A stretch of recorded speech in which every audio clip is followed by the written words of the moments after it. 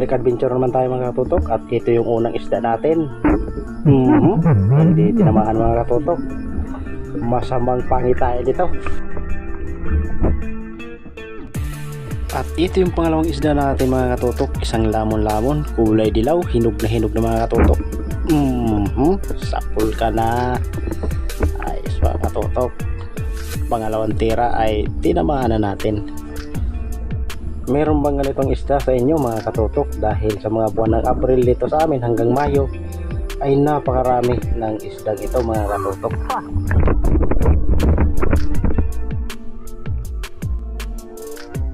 Sesiduloy tayo at ito yung ating nakita, panitan o sulay bagyo mga katutok. Ayos na rin ito, pang paksiw o kaya preto. Kahit anong luto na gawin mo dito sa isda na ito mga katutok ay masarap.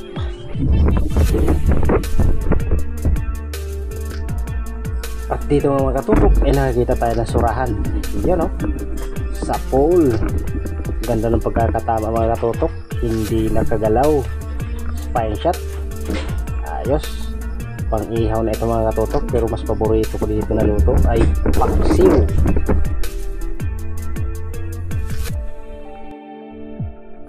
At dito ay nakakita tayo ng kanuping. Akala ko malaki mga katutok, kaso yun, ang liit pala mga katutok. Pero hindi na natin pwedeng pakawalan yan, gawa ng tinama na ng ating pana.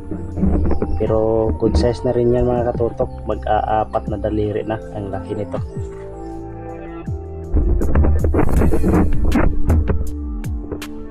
Dito mga katutok, lamon-lamon naman yung ating nakita, kaso yung pagpana natin hindi bumukah yung ating sima, kaya naiwan. At dito mga katutok, sa pagbalik natin ay nakita rin natin mga katutok, lumabas na siya sa kagabatong na pinagtataguan, kaya nahuli natin mga katutok. Pandagdag pambenta na ito, malaki na rin. So magkakalahating kilo na rin ito mga katutok, kaya good size na. So masarap din ito sa kinilaw mga katutok.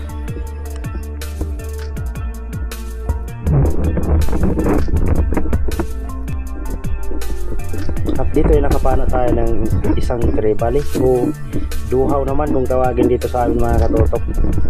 Ito ay lumalaki ito masyadong, maabot ito ng 4 na kilo. So hindi na ito lalaki, nasa pana ko na.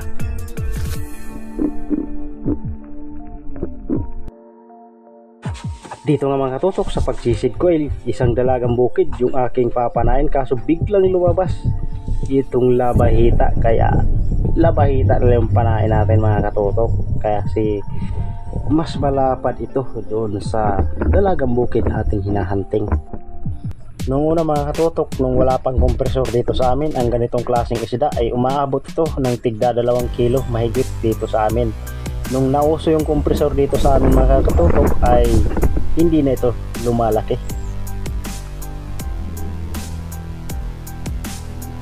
Sa pagsisid kong ito mga katutok ay naaliw ako dito kay Nemo sa mga tinatawag naming bantay bot-bot.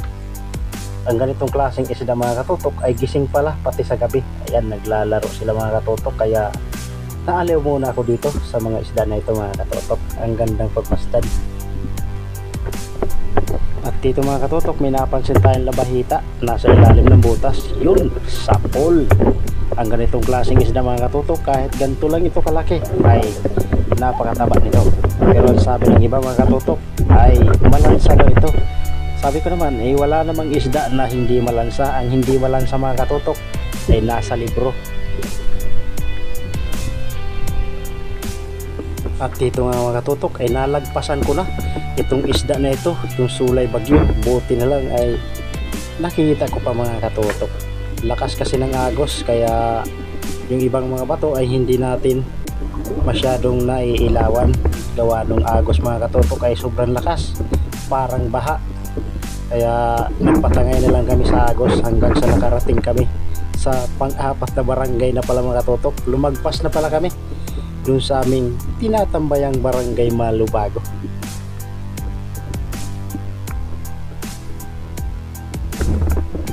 Sisipla tayo mga katutok, at dito yung nakakita tayo ng talagbago. Malapad na ito. Sapol. Hindi ako ganong pumapana ng talagbago mga katutok, gawa nung iba ay masyadong maliliit pa, kaya palakihin muna natin.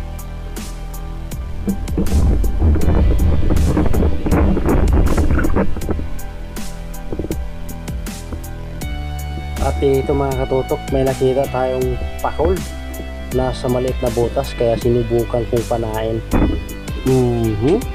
Sa pool, kaso problema mga katutok, na iwan. Sayang.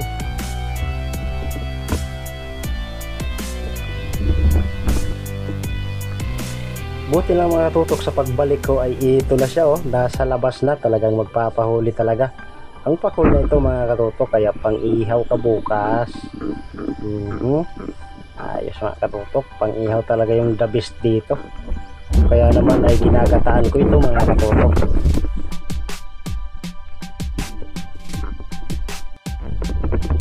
Dito mga katutok ay nakakita tayo ng tatlong danggit, kaso alanganin pa, kaya wag muna nating panain, hayaan na muna natin silang mag-enjoy at lumaki pa. At dito mga katutok ay umahon na kami dahil napalayo na kami masyado doon sa barangay namin pinagtatambayan.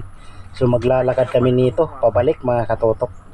At ito yung huli ng kasama ko, puro maliliit mga katutok, bihira lang yung malalaki, gawa ng sobrang lakas nga ng agos at hindi kami makapag-focus masyado sa ilalim ng dagat, gawa ng tinatangay kami papalayo.